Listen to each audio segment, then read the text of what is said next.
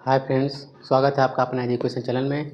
इससे पहले मैंने आपको पढ़ाया था प्रकाश। अब नेक्स्ट टॉपिक बात करूंगा प्रकाश के गुण की बात करूंगा। सबसे पहले प्रकाश के गुण होते क्या क्या हैं ये मैं बताऊंगा। फिर प्रकाश का परिवर्तन क्या होता है ये मैं बताऊंगा। तो सबसे पहले मैं बात करूँ प्रकाश के गुण की ना। कैरेक्टर, किसी कैरेक्टर क्या होता है, मतलब मेरा गुण क्या है, आपका गुण क्या है, तो उसी तरह प्रकाश का भी गुण होता है एक प्रकार से। तो मैं बात करूँ प्रकाश के गुण की, तो देखिए सबसे पहले मैं क्या करूँ कि प्रकाश क्या होता है, ने पहले टॉपिक में लिखा हूँ कि प्रकाश अदृश्य होता है, परंतु इसकी उपस्थिति में क्या होती है, वस्तुएं दिखाई देती हैं। ठीक है, तो प्रकाश अदृश्य है। अदृश्य का मतलब प्रकाश को हम देख नहीं सकते हैं, लेकिन जहाँ प्रकाश पड़ता है उसकी उपस्थिति में हमको वस्तुएं क्या होती हैं, दिखाई पड़ती हैं। दूसरा गुण की मैं बात करूँ, प्रकाश की तरंगदैर्ध्य। प्रकाश की तरंगदैर्ध्य होती है 4000 से 8000 एंगस्ट्रॉम होती है। ठीक, तो मैं दूसरे गुण की बात भी कर लिया कि प्रकाश की तरंगदैर्ध्य होती है 4000 से 8000 एंगस्ट्रॉम होती है।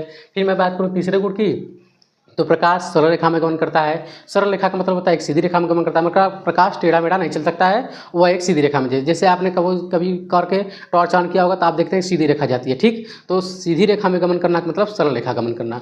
और चौथे में गुण की बात करूँ तो प्रकाश की चाल विभिन्न माध्यम में क्या होती है, भिन्न भिन्न होती है। तो जो कहने का मतलब है कि प्रकाश की चाल, जैसे देखिए यहाँ वायु में प्रकाश की चाल कितना है, 3 × 10 8 है।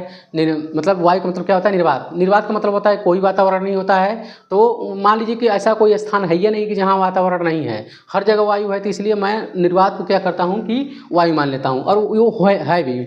और जल में प्रकाश की चाल होती है 2.25 × 10⁸ उसी तरह कांच में प्रकाश की चाल होती है 2 × 10⁸ मतलब प्रकाश की चाल विभिन्न माध्यमों में क्या होती है, भिन्न भिन्न होती है। मैं चौथे पाँचवें गुण की बात करूं तो प्रकाश को चलने होती किसी माध्यम की आवश्यकता नहीं होती है।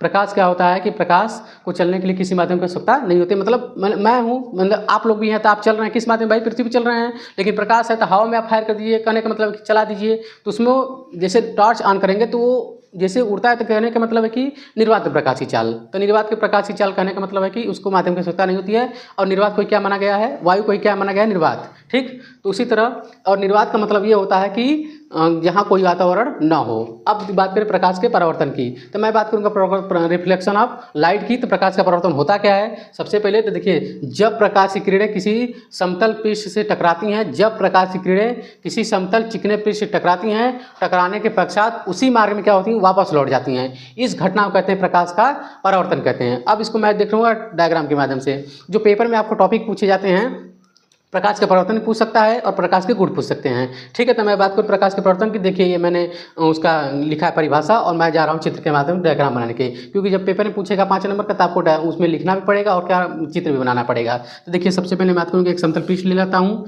ये क्या है भाई, समतल पृष्ठ है। किसकी बात करूँ, समतल पृष्ठ की बात करूँ तो समतल पृष्ठ हो गया, चिकना समतल पृष्ठ हो गया। इसे मान लेते हैं M1, इसे मान लेते हैं भाई M2 मान लेते हैं। ये समतल चिकना, जैसे कांच होता है, जैसे कहना शीशा, उसी की मैं बात कर रहा हूँ। एक 3D इमेज है, क्योंकि ये चित्र ऐसे ही बनता है उस पर। तो देखिए ये सबसे पहले मैंने प्रकाश को इस तरह इस पर आपतित किया, और फिर ये क्या हो गया, परावर्तित किया। ठीक, तो जो किरणें, अब इसके बीच में एक बनेगा क्या भाई, अभिलंब बनेगा। क्या बनेगा, अभिलंब बनेगा। तो सबसे पहले देखिए ये जो किरण प्रकाश से टकरा रही है, इसे कहते हैं कौन सी किरण भाई, आपतित किरण। क्या कहते हैं, आपतित किरण कहते हैं। और जो किरण टकरा कर जा रही है उसे कहते हैं कौन सी किरण भाई, परावर्तित किरण। कौन सी किरण कहते हैं भाई, परावर्तित किरण कहते हैं। ठीक, ये हो गया आपतित किरण, ये हो गया परावर्तित किरण। और दोनों के बीचों में एक लंबवत रेखा खींचते हैं जिसे अभिलंब कहा जाता है। क्या कहा जाता है भाई, अभिलंब कहा जाता है। क्या कहा जाता है, अभिलंब, जिसे नॉर्मल मतलब नॉर्मल कहते हैं। ठीक, अब देखिए मैं बात करूँ, इसमें 2 कोण बनते हैं, एक होता है आपतन कोण, एक होता है परावर्तन कोण। मतलब जो आपतित किरण है वो आपतन कोण बनाता है, और जो परावर्तित किरण है वो परावर्तन कोण बनाता है। तो जो अभिलंब क्या है, अभिलंब तथा आपतित किरण के मध्य जो कोण बनता है उसे कहते हैं आपतन कोण। मतलब उसे डोंट करके से आई से, मतलब कि ये जो आई है, क्या है भाई, आई, इसे कहते हैं आपतन कोण। क्या कहते हैं, आपतन कोण कहते हैं, इसे आई से डोंट करते हैं। ठीक, और जो परावर्तित किरण है और अभिलंब है उसके मध्य बनता है परावर्तन कोण। मतलब ये एंगल हो गया आर हो गया। क्या हो गया भाई, एंगल आर हो गया। तो एंगल आर जो है वो है कौन सा भाई, कौन सा कोण होता है, परावर्तन कोण होता है। कौन सा कोण होता है, परावर्तन कोण। और जो ये जिस बिंदु पर, मतलब ये समतल पृष्ठ के जिस बिंदु पर किरण टकरा रही है उसे कहते हैं आपतन बिंदु। कौन सा बिंदु कहते हैं भाई, आपतन बिंदु कहते हैं। ठीक, आपतन बिंदु कहते हैं। तो सबसे पहले देखिए परावर्तन हमने पढ़ा प्रकाश के गुण। प्रकाश के भाई 4 गुण हो गए, फिर बताया प्रकाश के परिवर्तन, और प्रकाश के परिवर्तन का हो गया ये आपका डायग्राम हो गया। तो अब जब आपको प्रकाश का परिवर्तन पूछेगा पेपर में तो आप इस तरह लिख सकते हैं। ठीक, सबसे पहले परिभाषा लिखेंगे, उसका चित्र बनाएंगे, तो आपको 5 में 5 नंबर पूरे मिल जाएंगे।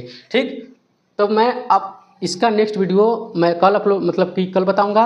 आज के लिए इतना ही। आप चैनल को क्या कीजिए, लाइक कीजिए, शेयर कीजिए और कमेंट कीजिए कि कैसा लगा वीडियो, आपको समझ में आ रहा है कि नहीं आ रहा है। मैं इसका आपको PDF नोट दूंगा, अभी थोड़ा समय लगेगा, ठीक है। तो धन्यवाद, मिलते हैं नेक्स्ट वीडियो में।